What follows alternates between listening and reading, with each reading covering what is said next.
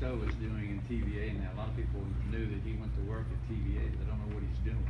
Okay, well, I'll start with what he's doing. He's trying to figure out what he's doing. Tell them who Jay Stowe is. But Jay Stowe was the CEO of Huntsville Utilities, and we were smart enough to hire him as Senior Vice President working in a new division we formed called Distributed Energy Resources. And as a utility, as we look down the road, we feel like in the future, the days of building large central generation plants are maybe numbered to a certain extent, that more and more distributed energy generation will be throughout the country, such as solar, wind, and other technologies like that. So that's going to affect the utility. You know, we have $26 billion worth of debt that we still have to service even if we don't sell power. So you know, it doesn't take a rocket scientist, as they say, to figure out you've got to continue selling power. So we're trying to partner with things like community solar to where we're still part of the game, I guess, because that power is going to have to be distributed across our distribution lines and transmission lines. So it's a fairly complicated problem, and I think we got the right gentleman at the helm of trying to figure that out right now. So if you got any questions, just let me know. Jay will be one of the speakers at our corridor summit. Oh, yeah. Jay was going to be a speaker at the corridor summit, so maybe he'll unveil all of that and I'll get to see it too. And Mike told me earlier that apparently Huntsville Utilities has named their permanent new CEO. I'll stay connected. You probably saw the announcement. Wes Kelly is going to be the new CEO. He's actually from Gadsden, so he's an Alabamian. He was the CEO of Columbia Water and Light, I think it is, up in Middle Tennessee. Before that, he was at Pulaski up in Giles County.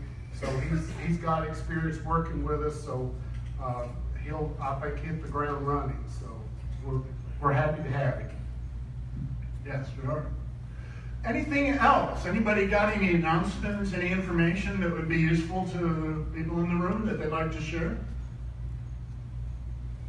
Okay, then let me move on to Greg Cox and his guest, Jen Howard.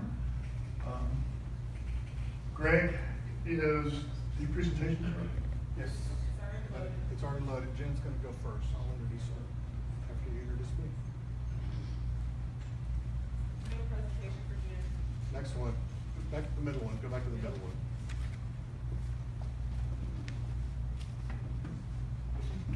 I'll take it.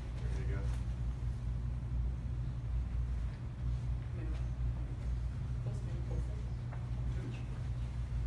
Actually, I guess, yes, Matt needs to do it. I'm sorry. Matt Reed does a monthly introduction to the business opportunities that his company mines for their clients, for the people in this room, I'm sure.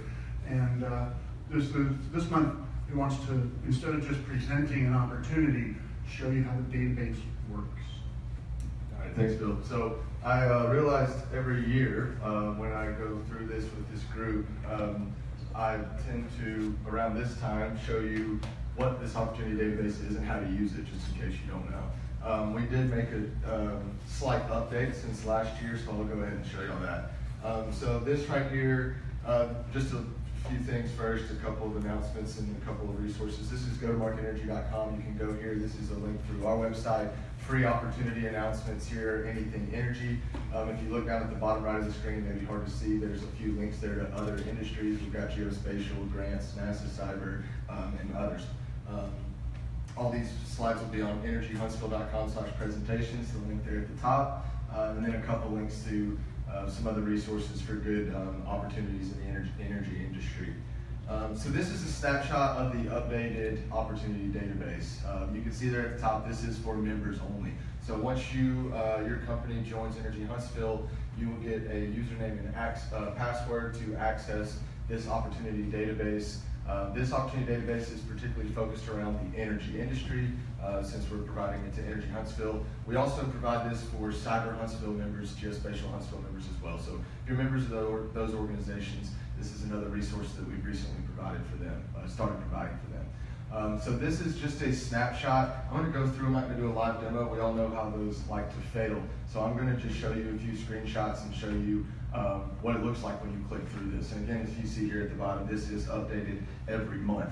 So this is a screenshot of the March Opportunity Database. What it means when you update it every single month is if a solicitation comes out, that will fall off the next month. So anything that's added will be coming up in the next month's thing. So we've got opportunities all the way out to about 2028, 2030. Thousands of energy opportunities. So this is just a screenshot. At the top here, you see the different slicers. I know you can't read those, but these are broken down by category, primary requirement, NAICS codes, type of competition, and the agency. So what you can do, those are just buttons. You can click through there and you can say, I just want to see stuff that's coming out of the Corps of Engineers. You can click Corps of Engineers and you'll only see those opportunities. I just want to see things out of my NAICS codes. Click those NAICS codes, those relevant opportunities pop up. So we wanted to make it easy for you to find things. Yes, there are thousands of things, but if you click the right filters, you'll just get to that small set that's relevant to your companies. So I have a couple of things I'll just walk through here. The first one, this is a screenshot. If you see the top right filter over there, I just clicked on Army Corps of Engineers, and these are the opportunities that popped up. You can also filter, each of these columns has a arrow at the top right of the column. You can click that and you can do a search if you want to, and you can also see which fields are being filtered on. You can select the ones you want, multiple if so. They work the exact same as the slicers, it's just whichever method you prefer. Once you click on these slicers, you can click multiple slicers. You can also click multiple, have multiple selections within the same slicer, so you can really filter it however you want to. You can get it as broad or narrow as you like. When you want to clear out a filter, so here I click Corps of Engineers. If I wanted to clear that out and see every agency again, you just click that X at the top on that funnel. So that's a screenshot of a filter on the agency. This is a filter on the category. So over here we also have categories. These are just buzzwords. So any buzzwords that you may, if your company is doing things in the energy market, maybe there's a new buzzword, something the government's starting to put in RFPs that you don't see up here, shoot me an email, let me know, and we'll get that added into the list. This is for you guys. So we're not necessarily energy experts, we're data guys. So just let us know what's relevant to your business and we'll get that added as long as it's around energy. So right here, I just click lead, and that's an automatic filter. So you'll see these opportunities between these two screens. Once you select a different filter, those opportunities change pretty quickly. This is a filter on primary requirement. I clicked here, engineering, scientific, and technical services. So if anybody has GovWin or FedBizOps and you use those and you see that little primary requirement and has a buzzword or two, that's where we're pulling that from. So if you see here, there's a couple, it's maybe hard to see, but again, these slides are online on energyhuntsville.com/presentations. These are highlighted here so you can see photovoltaic, solar, wind, biomass, and building information are not highlighted. That just means that when you click on this filter, there are no opportunities with those buzzwords in there. So that's just all that shows you. These are just dynamically working together. This is a filter on the primary requirement. I apologize, on the NAICS code, I clicked 541330. You can see those opportunities there. This is a filter on the competition type, small business set aside. Those are the opportunities. And we also have, at the bottom of the spreadsheet, you'll also see that we have a tab for grants. So not just full and open and small business set aside federal opportunities, we also have grant opportunities as well. So that is the spreadsheet. If anyone has any questions or anyone is not getting access to these, wants to add a buzzword, category, thing like that, you just let me know and we'll get you access to that. Again, members only, so if you're not a member and you want access to this, join Energy Huntsville. Thanks, Bill. Thank you.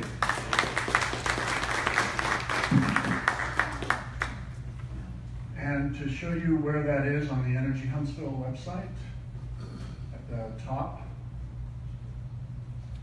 presentations. All the presentations you see, any PowerPoint slide you see at an Energy Huntsville event is in that file.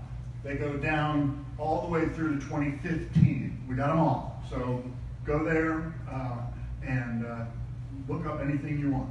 And his presentation is there And then in the members only area is the database that is for members only. And there you'll have to log in, and if you need login credentials, if you're a member and want access to this, Daniel, you're still managing that, we'll give you your login credentials. So, like he said, join Energy Huntsville and take advantage of this opportunity. It's really good stuff. Terry, sorry, Greg, corralled me. Thanks, Bill. Real quickly, two announcements. One, SBIR, Small Business Innovation Research, and SCTR, Small Business Technology Transfer Conference at Alabama A&M University. It'll be 24 and 25 April. Its focus is on minority institutions, and but there are going to be a lot of really key speakers there. John Williams, who heads up the SBR STTR program at the SBA, is the keynote, one of the keynotes, and also the Army MDA, DARPA, and National Science Foundation, USDA. 8 offices, program offices will be there, so I'll try to get some information to hang on the website if you're interested in that. And last but not least, did you mention the keynote next month, or the speaker next month, Roger Gray and DOTA? I'd like to put a plug in for next month here for Energy Huntsville. Roger Gray is a retired Marine Colonel, and he is the deputy of the Defense Technology Information Center at Fort Belvoir. And they have their fingers in a lot of things, but not the least of which is working with the National Security Technology Accelerator. And so he's going to be speaking about a new energy, other transactions authority opportunity, a contract opportunity. And he says that the contract is so loose that if you plug it in the wall, that means it uses electricity, so you can get something on contract through that. So Roger will be here at Energy Huntsville next month. Thank you, Terry Griffin. And Roger Gray, our speaker next month, is one of those opportunities that comes along every once in a while. Someone knows they're going to be in town on business well ahead of time. They happen to be here on Energy Huntsville Day and will be our speaker at the program. So this will be an event. You want to make sure that you and your colleagues attend. Greg Cox, they both work. Greg is here. Here we go. Well, that's Jen. You want? Let Jen go first. Okay. Brought in a guest. I'll let you introduce Jen. And Greg, most of us know Greg Cox. He's been with Energy Huntsville long before me. He has with Spectrum Solutions, and is their energy program manager. Basically, he knows pretty much everything there is to know about energy in probably any dimension, and is very active in policy and influence. Has started the Alabama Solar Industries Association, ALASIA, which is a 501c6, so they can lobby for better laws and infrastructure in the state to support this industry. And I think that's enough of an introduction for you. So I will hand it over. Thanks, Bill. Mark, my guest and I are going to tag team this morning. What we'd like to do is kind of give you a broad overview of solar in Alabama as it currently exists. And my guest that's going to do that is Jen Howard. And Jen is an attorney with the Birmingham office of Baker Donaldson, Berman, Caldwell, and Berkowitz. And she works with clients across the United States in the area of commercial finance, including equipment leasing and finance. Ms. Howard's experience includes advising clients in connection with construction loans, term loans, and other types of financing related to energy generation facilities, such as aerobic digesters, landfill to gas to energy facilities, solar facilities, natural gas-fired plants. And her work in the energy industry includes advising clients in public policy and energy regulatory matters. So, Jen, would you please kick us off?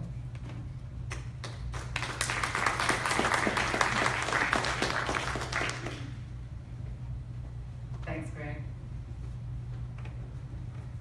Thank you all for having me today. I always love coming up to Huntsville. I always enjoy being here and seeing you folks, and this is a fantastic organization. I'm glad you're here.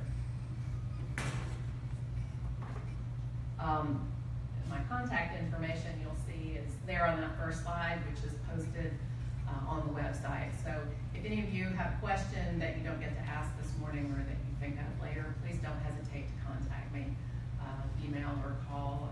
I'd be happy to hear from you.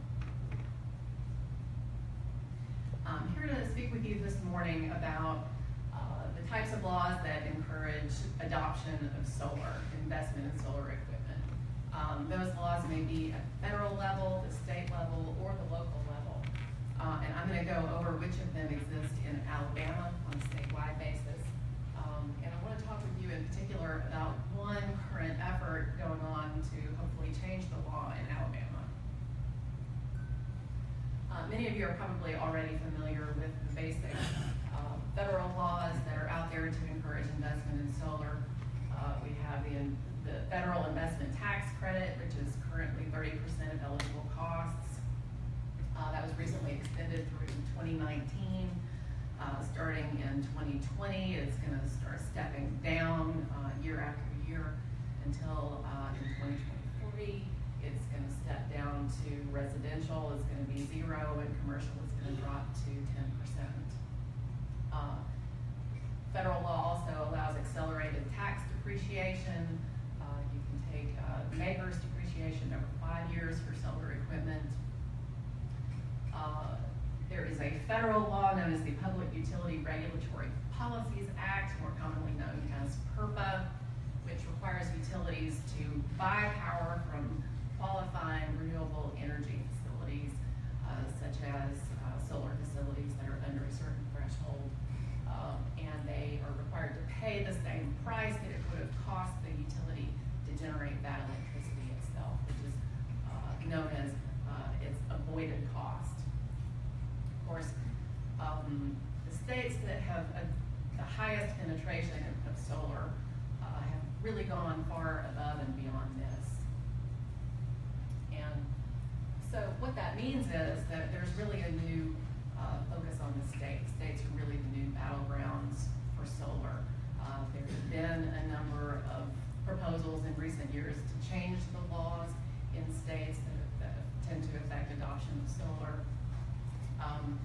There's a really big difference from state to state in how much solar installed capacity there is, and there's a direct relationship between what laws those states have and how much solar has been installed. So, these laws are very important, and when there's a lot of studies out there that rank how well the states are doing in terms of what laws they have that tend to encourage solar. And when you look at those studies, Alabama consistently tends to rank near the bottom or even dead last. Daniel Tate just wrote an excellent article for AL.com about one of those studies that recently came out in January that was co-authored by a large trade association for large retail companies like Walmart and Target. And Alabama ranks absolutely at the bottom in that study. I would encourage you to read it. So I want to focus this morning on 8 types of laws that particularly intend to encourage the adoption of solar. And just to give you an idea of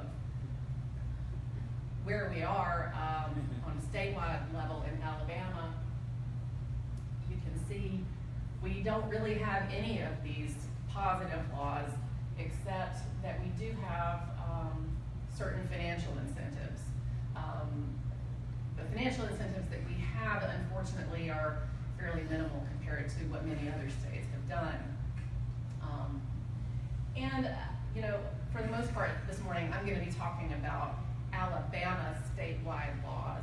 I realize that certain utilities are doing a lot more than what they're required to do under Alabama law. Certainly here in TVA country, I know utilities that buy from TVA have some great solar programs. But where state law doesn't require that, other utilities are doing less. I'm going to skip over third-party ownership for a minute because I'm going to come back to that one later and talk about it in more detail, because that's the one that I'm involved in trying to change the law in Alabama. So I'll start with net metering. Net metering allows customers to receive a credit on their utility bill for excess electricity that they sell back to the grid. 44 states plus Washington, D.C. have statewide net metering policies in place. And 34 of those states give credit at a retail rate, which is important because that's a dollar for dollar credit. A customer that's selling back to the grid is going to get the same credit for a kilowatt hour of electricity they're sending to the grid as what they would have had to pay for that electricity if they were buying it from the utility. Alabama has no statewide net metering policy. Interconnection standards are a set of technical rules and requirements for what a solar installer or a solar installation has to do in order to connect to the grid. These standards, well, these procedures affect how easy it is or how costly it is to connect to the grid. And Alabama has no statewide interconnection standard. So these procedures are left up to each utility. What that means is that an installer has to go utility by utility to figure out what their requirements are. That increases the installer's compliance costs and makes it more difficult to comply. Freeing the Grid recently gave Alabama an F when it comes to interconnection standards. Renewable portfolio standards are laws in which states require utilities to either generate or buy a certain amount of renewable energy. And they can even have solar carve-outs so that they would require a certain amount of that electricity to be solar electricity. Or it might be a requirement for the utility to buy renewable energy certificates. 29 states plus Washington, D.C. have renewable portfolio standards, and another 8 have voluntary standards.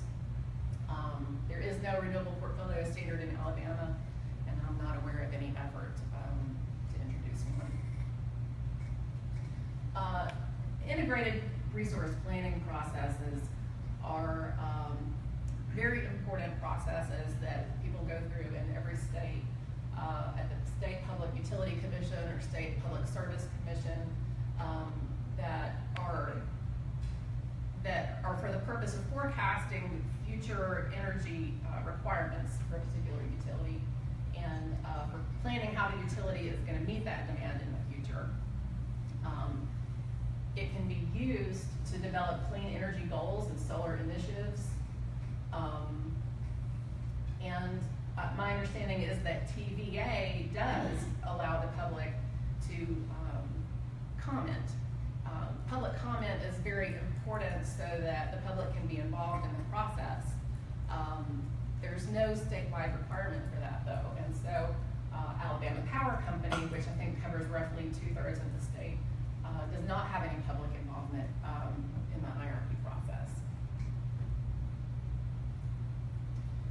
Many of you are probably familiar with the fact that local zoning laws or homeowners association rules might pose barriers to adoption of solar. Certain homeowners associations don't allow solar panels at all. Others may have rules like mandatory setbacks or rules that solar installations can't be visible from the street, rules like that. State solar rights policies or solar access laws basically preempt those local laws and allow customers to install solar as long as they're in compliance with the requirements of the statewide law. And about half of the states do have solar access laws, but Alabama does not. Community solar laws, and you're probably familiar with community solar, it allows multiple users to share one solar installation system. Oftentimes that's going to be off-site, so that can be great for people who don't have a good place to put a solar installation. Alabama has no statewide laws about community solar.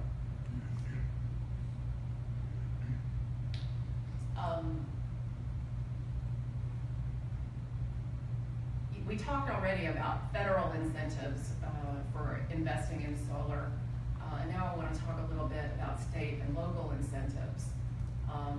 Many states offer a state level tax credit for investing in solar, or maybe a state rebate. Alabama does not. There can also be sales and use tax reductions or property tax abatements for solar equipment, and that could be a law that exists at a statewide level, county level, or municipal level. Here in Alabama, we do have a law that makes those sorts of reductions optional. It can be applied for on a case-by-case basis. That law expires at the end of 2018. Here in Alabama, we do have a very excellent low-interest loan program through Alabama Saves that will allow someone to get a low-interest loan for the purpose of installing a solar equipment system. And local governments do have the authority here in Alabama to establish PACE financing programs. But again, that's optional for each local government. And I want to come back now to third-party ownership and drill down into this in a little bit more detail, because I'm personally involved in an effort to change the law in Alabama on third-party ownership. It's sometimes called third-party financing, which is a little bit misleading because, you know, we already have third-party financing. You can always go to a bank and get a loan, right? Third-party ownership is a structure that's really an alternative to taking out a conventional loan. You know, usually in a sale of electricity, you have two parties. You've got your user, that's going to be either a homeowner or a business, usually, and then you've got the utility that's selling the power. This structure is called third-party ownership because the third party that comes in is the solar developer. And under the structure, a solar developer is going to buy, install, and own the solar equipment on the customer's premises, and then either lease that equipment to the user or enter into a contract, also known as a PPA, to sell the electricity to the premises owner. PPA is short for Power Purchase Agreement, and that's just a contract where they're agreeing to sell the electricity to the user for a specific rate per kilowatt hour. A lease, on the other hand, is just a lease of equipment for a specific amount of rent per month or per quarter. And that would typically not depend on how much power is generated. This structure has been very important and instrumental in many areas to adoption of solar. Depending on what market you're talking about, residential or commercial, the installations can be anywhere from 2/3 to 3/4 of the installations financed under the third-party ownership structure. In fact, Forbes magazine has said that the U.S. solar energy boom would not be possible without third-party ownership financing. And so what that means is that the states that don't clearly allow third-party ownership tend to lag behind in the total penetration of solar.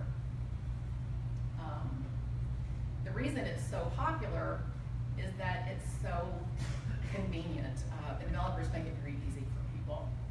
The developer bears the upfront costs. The developer usually handles the installation operations and maintenance. And then the customer usually has an option to purchase the system at the end of the term, so they would end up in the same position that they would have been in if they had taken out a loan. And one really great benefit of this structure is it allows people to get financing who wouldn't otherwise be able to get it. People who don't have good credit, people who already have too many loans to be able to take out another loan.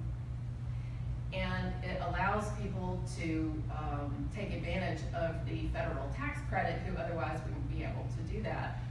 Because like Bill said earlier, if you're not paying taxes, it doesn't really matter if there's a federal tax credit. So the reason for that is that the developer who is going to be owning the system can take the 30% federal ITC and then pass some of that benefit on to the customer in the form of reduced monthly bills. So in particular, tax-exempt entities really stand to benefit from this structure for that reason, because obviously they don't pay a tax. And that's really important because sometimes we don't think about, you know, how many buildings or properties that covers. That covers schools, libraries, churches, basically any state and federal government buildings, which of course includes military installations and the Department of Defense.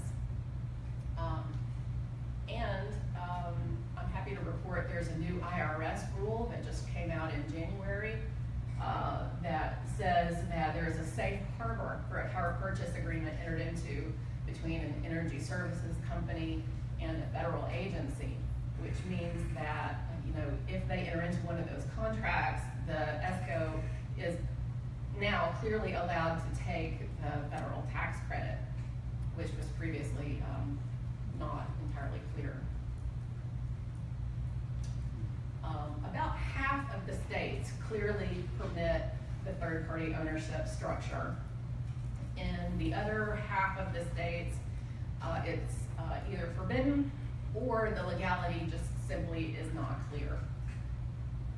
Usually, if it's ambiguous, the ambiguity comes from older laws on the books that say basically that only utilities can sell electricity. And of course, PPAs are a sale of electricity.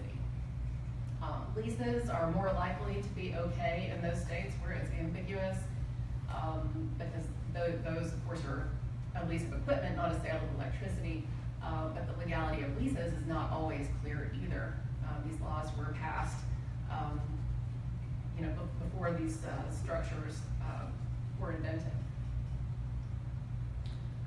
Here in Alabama, the legality of third-party ownership really needs to be clarified. Many of you are probably familiar with the Desire database. The website's here.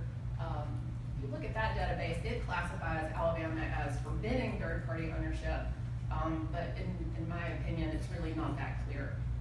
We're more of a state where it's ambiguous.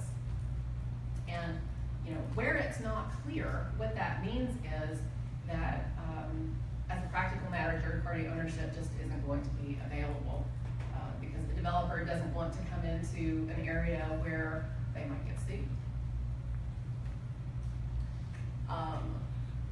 So I told you I was involved in an effort to change the law in Alabama. I'm involved with an organization called the Alabama Property Rights Council. This organization introduced a bill in the state legislature last year that would have permitted third-party ownership. It was HB 277. It unfortunately did not pass last year. We are hopeful that a bill similar to that would be introduced in this current legislative session. That has not yet happened, but we're hopeful that it will. Either the same as or similar to the bill that was passed last year, or rather that was introduced last year. We're an organization that supports citizens' property rights and free market principles, and the philosophy is that all citizens have the right to own, use, and finance solar energy technology on their home or business property.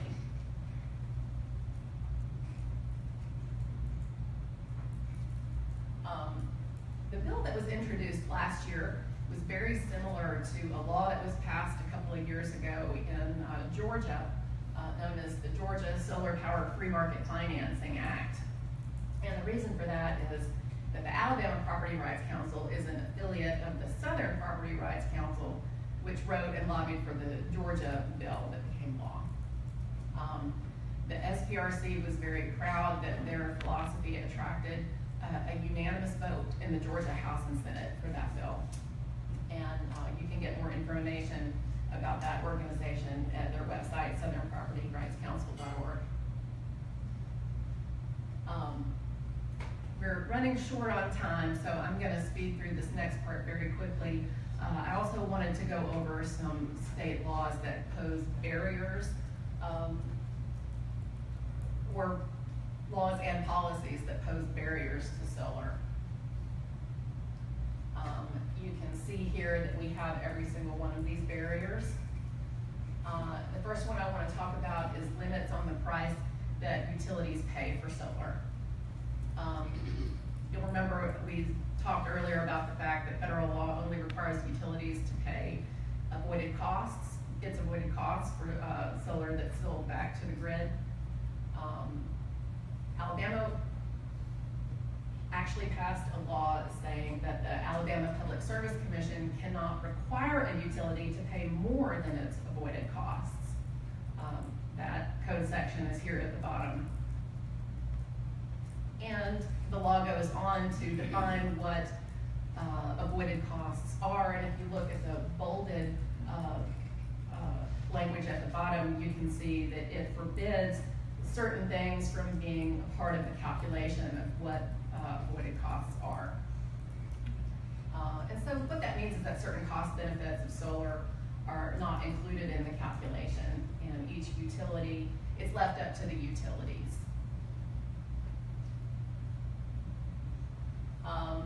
Another important barrier is fees and standby charges that are imposed on solar customers. Alabama Power Company currently charges a fixed capacity reservation charge of $5 per kilowatt of its customers' installed solar capacity, and that can certainly be a big barrier to investing in solar. And I'm going to stop there and let Greg tell you about Alicia.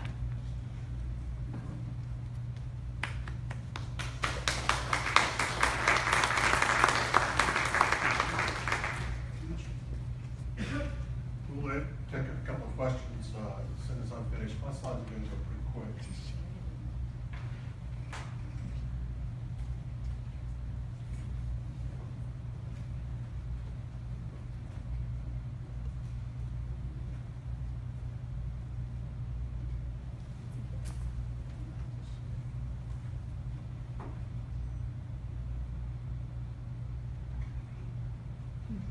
So it was mentioned early on that Alicia is formed as a 501c6. You can see from Jen's presentation that there's a real need for some active work in Montgomery to help expand the opportunities for solar in Alabama.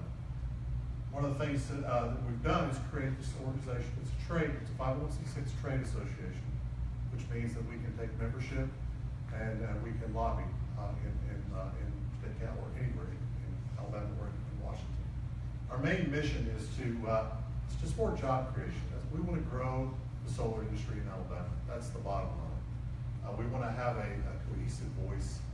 Right now there are solar installers, there are developers, there are manufacturers in Alabama, but there's no organization to us, and we've been wanting to try to form this organization to do that, and we've finally done it.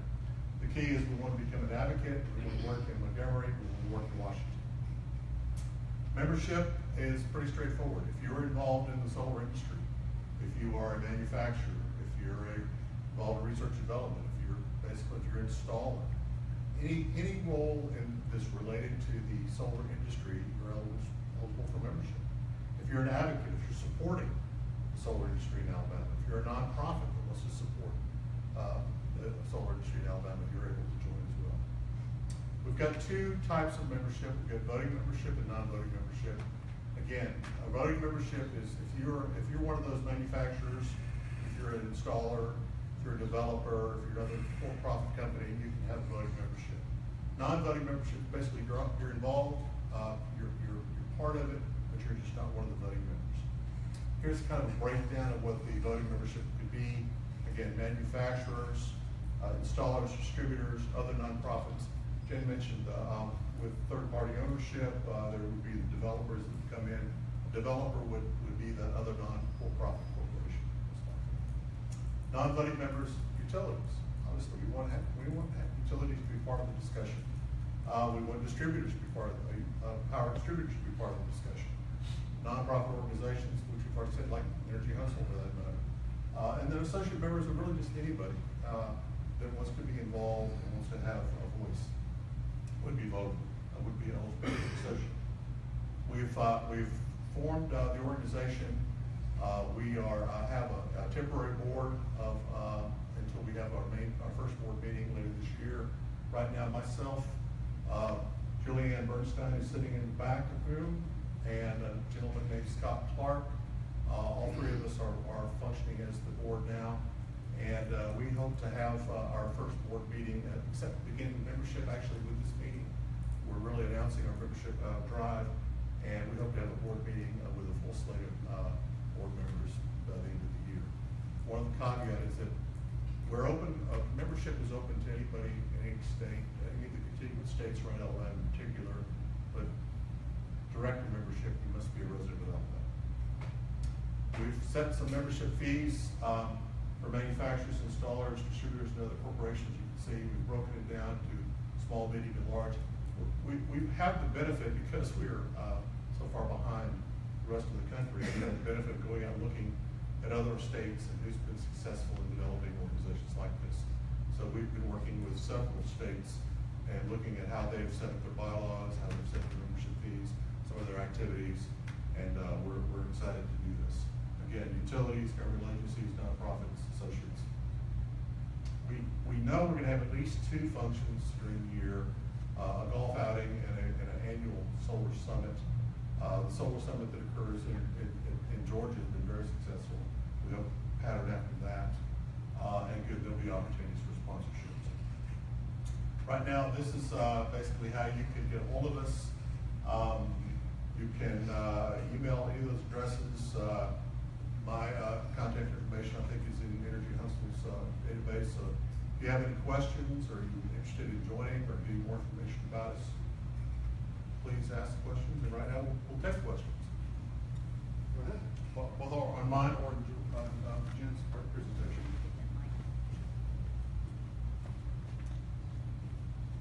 Who is championing the property rights bill within the legislature?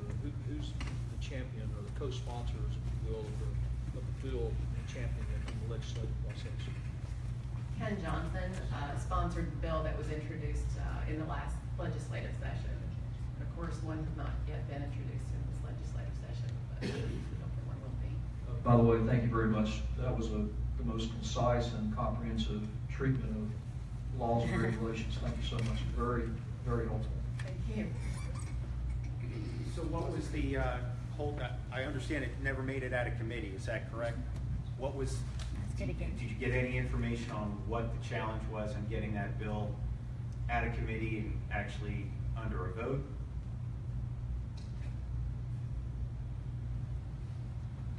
Yeah. I don't really have all the information about the political ins and outs. I wish our lobbyists were here who could really speak more to that. Unfortunately, I don't know a whole lot more information about that. Yeah, it would be good because there's a number of us also trying to help implement some of those changes, and we knew who to go after to talk to try to sway their opinion. So if you do have that information or can get it to us, it'd be great to know so that we can try to help affect that policy change. Thank you very much. Anybody else? I have a real generic question, because as you've given your presentation, it's obvious that other states are really moving forward. Here we are on the bottom of the list. What can you say, what can we say to people that affect this? What are the states that are really doing these things, benefiting? How can our state benefit if they actually change these laws so that they allow more solar? Is there some overall message that sort of the state's missing? These politicians are our representatives don't understand. Well, what's the benefit to our state if we get this done right? Business opportunity, Right, job growth, job growth. more tax base. More tax base, absolutely. You know, low cost energy is essential for business growth and job growth. Other states are, you know, going like gangbusters in terms of new jobs. I don't know the statistics off the top of my head, but you know, a huge percentage of new jobs are in the solar industry in other states where solar is doing well. And like Greg said, you know, additional taxes. Well, I think we have an opportunity to really grow. We have a very large solar resource here in Alabama, and it's underutilized.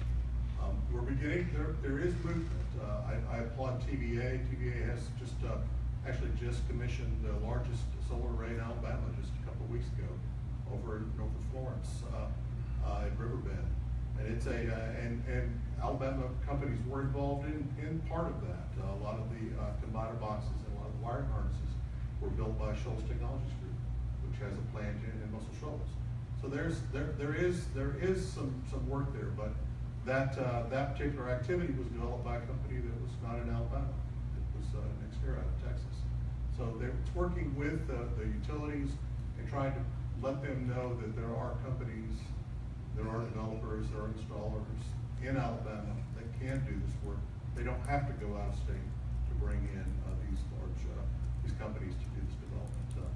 Alabama Power Company's gone to North Carolina and brought in Stroud Solar to do all their development.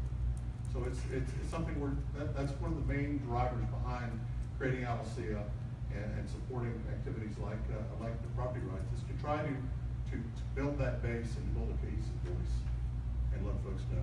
Because we're not Alaska, we're not New Jersey. You know, we have a lot of sun, we have a lot of opportunity here, and we just have to work towards that. Any other questions? Yeah. Can you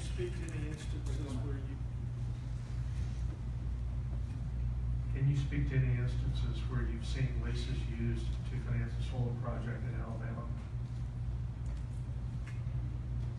Leases? Leases, yes.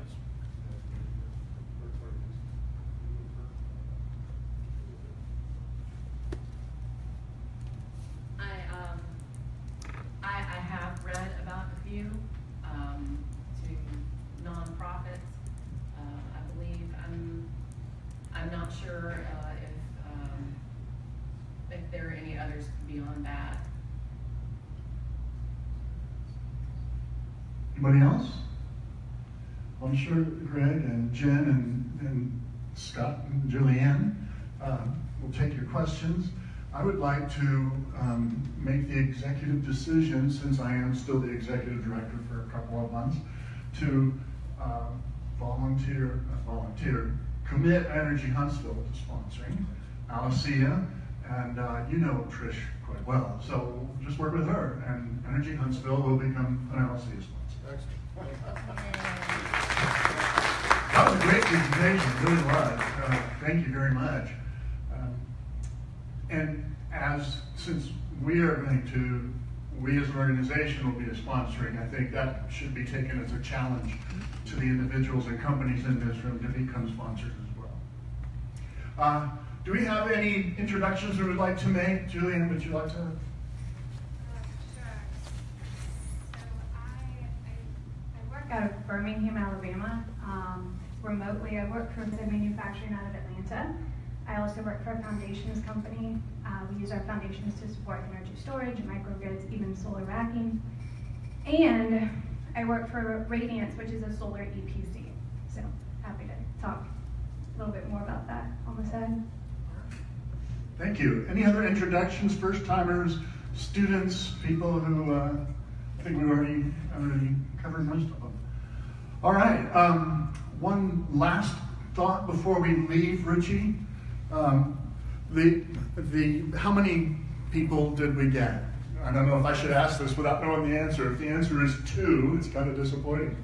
Well, there have been at least 71 views of the video. Okay, good. So that's pretty good. Not as many live watchers, so we're going to try to work this next month to get more organizations to follow us, and then that'll help us get more live. Yeah, we're going to market this heavily because the ability to reach, you know, what we got about 42 I counted earlier in the room. Now sometimes it's as much as 50 or 70 is great, but like with the summit and like with the TBC, Daryl mentioned, it's not necessarily about who's always here. It's about bringing in new audience members. And when we can talk to thousands of people, then you have opportunities for things like Sammy does. They have a spotlight speaker at their monthly meetings where a small business or, I don't know, some business gets up, introduces themselves, says, here we are. Well, most of us know each other in the room, so the value of spotlighting here isn't quite as valuable. But when we're talking to thousands of people around the country and around the world, spotlighting becomes a great opportunity for this organization and for the members. So please do share the link. Let's build this up. If you have an organization, please announce it to your meeting and membership. And Sammy, and I think we had one company last month, and maybe now, I don't know, was got their people together in a meeting room, in a conference room around the table, and they had the whole company watching us. And that was, you know, that's great. And if we can go over to the core and all your businesses, Johnson, Honeywell, Schneider, all of them, then let's do that. You know, let's get as many people watching as we can. We've always said this is very valuable stuff, so other people need to know about it. And with that, I think we're finished. Jay, is there anything else? I want you to mention. Oh, yeah. I neglected a sponsor shout out to Latina. Yes, sir. Latina Rivers is the woman who organizes all this stuff for us behind the scenes with the Space and Rocket Center. She is the, what is your position? Commercial facilities and energy coordinator. Okay. I'm basically the liaison to Dr. Barnhart when it comes to anything energy or infrastructure matters. I also do our utility and billing analyses along with system architecture for a BAS and energy management systems here at the center. Basically. Wow, that's great stuff. Yeah. Good for you. Making it. And she's the one who organized all this. If you want to work with the Space and Rocket Center in any way, that's probably your best point of contact to get started. So I'm sure they would welcome ideas for energy exhibits. They're growing their energy presence here, and if any company wants to support that, in-kind donations, material, exhibit help, talk to her. And I think, are you working on an energy camp, or at least the idea, in addition to Space Camp? That is correct. So, here. People are reminded. So yes, the energy is the third prong of our charter here at the Space and Rocket Center. Most people do not know that, so it is my job, along with a couple other key personnel, to get that messaging out there, and then also that branding. The idea is actually with energy is that it's an interdisciplinary type of field, so it underwrites everything that we do here, from aerospace to aviation. And then just the general fact that we really want to become a center of excellence. We are very much hands-on science center. We encourage you to really reach out and touch it, so it's basically fun while learning while we are here at the Space and Rocket Center. So those are really some of the key points that we do here. If it's out the box, I guarantee you we will entertain the idea and try to think about how it could be digestible for our general public, but also to be taught in school. We are the best informal education classroom, and this is not a just off-the-fly remark. This is something that was actually dubbed to us from the former Secretary of Education, Arnie Duncan, when he came to visit us last time. Thank you, Latina. Quite a testimonial there. All right, it is 10 o'clock. It's time to network. Anything else now? Anybody else? Going once, going twice? Thank you for that awesome presentation. That was really great. So good luck.